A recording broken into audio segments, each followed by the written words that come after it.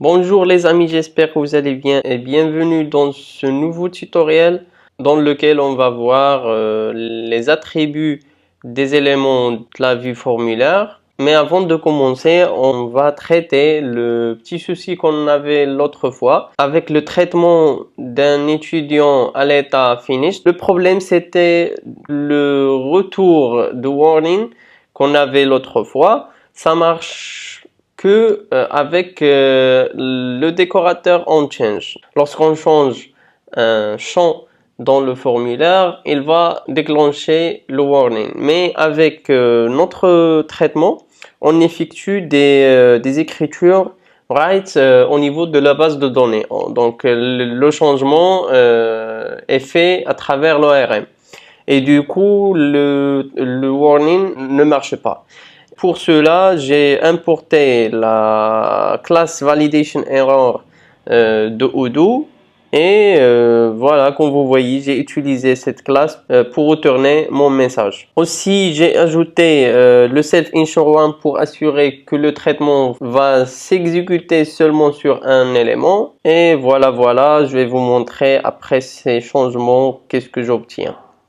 Donc voilà, maintenant je suis sur l'état finished et quand je clique sur next level, il va me retourner mon message d'erreur. D'accord? Maintenant on passe au cours de ce tutoriel et on va voir les attributs des éléments vus, c'est-à-dire les éléments champ, les éléments notebook, les éléments boutons, etc., etc. Et il faut savoir qu'il y a trois types d'attributs pour les éléments vus. Il y a l'attribut invisible qui cache un élément. Il y a l'attribut required qui met un champ obligatoire. Et le dernier attribution read only qui met un élément en mode lecture seule. D'accord? Donc je vais commencer avec l'attribut required et je vais rester sur la même vue student pour vous donner des exemples. D'accord? Ici, comme vous voyez, on a departments et on a classroom.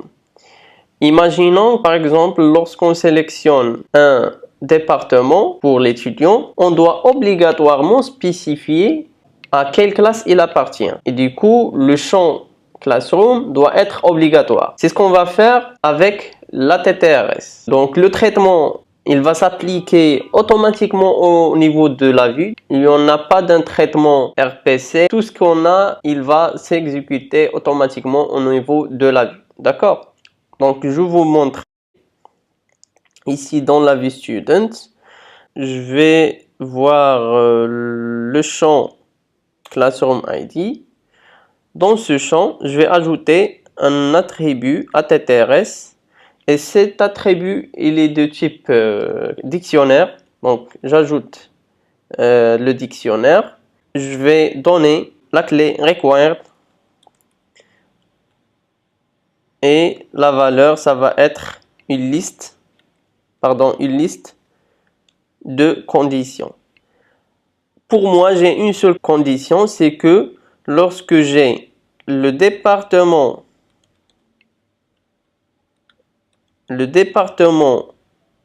rempli, c'est différent à false. Dans ce cas-là, je dois mettre le champ classroom ID obligatoire. D'accord? Donc, j'ai créé mon ATTRS. Je vais redémarrer. N'oubliez jamais d'ajouter le update du University. Et maintenant, je vais actualiser ma page.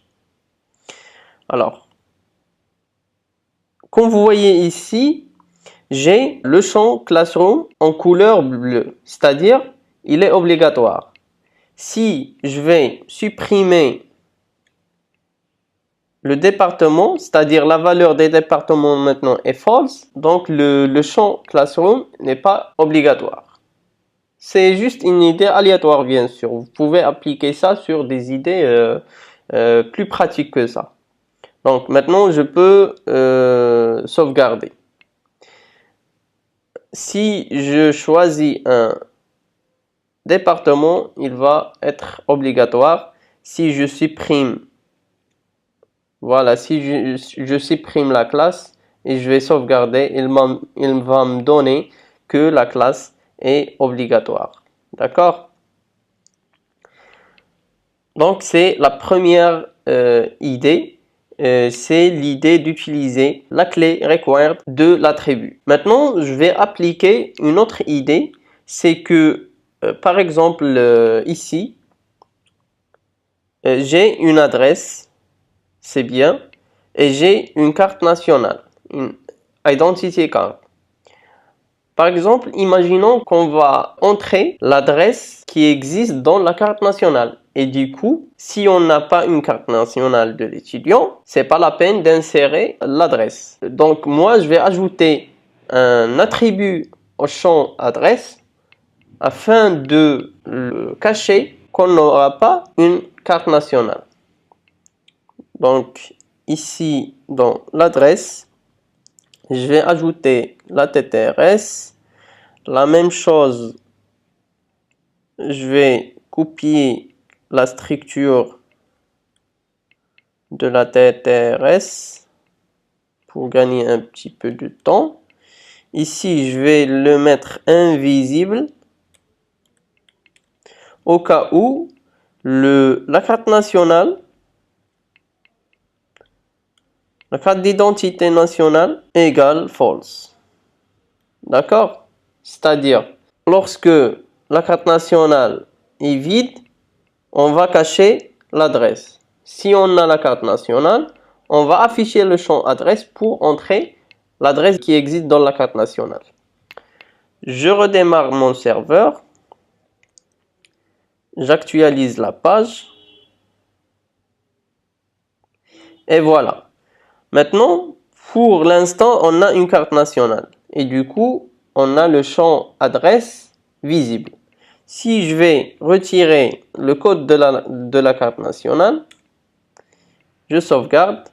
Et comme vous voyez maintenant, j'ai aucune adresse. Voilà, j'ai aucune adresse. Une fois j'entre un code, il va apparaître. Je retire et je sauvegarde, il va disparaître. D'accord? C'est ça l'idée de l'attribut invisible des champs ou bien des éléments vus. Et finalement, je vais passer à la dernière clé des ATTRS, c'est la clé read only. Et je vais vous donner un exemple avec, par exemple, le registration date.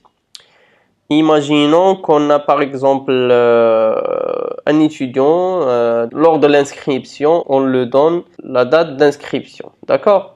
Une fois il commence les cours, c'est pas la peine de modifier la date d'inscription. Il va rester toujours fixé. Et du coup, pour ne pas tomber à changer la date d'inscription de l'étudiant par erreur, on va la mettre read only, c'est-à-dire en mode lecture seule. Imaginons qu'on va appliquer cette idée après que l'étudiant a commencé ou bien a dépassé le niveau 1. D'accord? Voilà. Ici, on a registration date. Je vais ajouter la TTRS comme d'habitude. Et mon dictionnaire contient la clé read only. Deux points. La liste des conditions contient seulement une seule condition, c'est que state, il doit être différent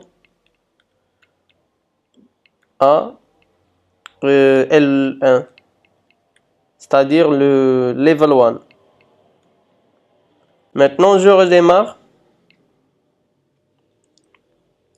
J'actualise la page. Edit. Et comme vous voyez ici, puisque je suis au niveau finished, j'ai pas le droit de modifier la date d'inscription. Si par exemple je vais créer un nouveau étudiant, il va me donner la main à modifier la date. D'accord? Ici, je vais ajouter un aléatoire. Je sauvegarde. Hop. Je dois insérer une date. Voilà. Maintenant, comme vous voyez, au niveau 1, je peux modifier la date d'inscription. Voilà. Une fois que je dépasse le niveau 1, j'aurai pas la possibilité de le modifier. Et voilà, c'est ça l'idée des ATTRS. C'est très utile dans Odoo. On les trouve souvent. J'espère que vous avez compris l'idée de l'ATTRS et à la prochaine vidéo, Inch'Allah.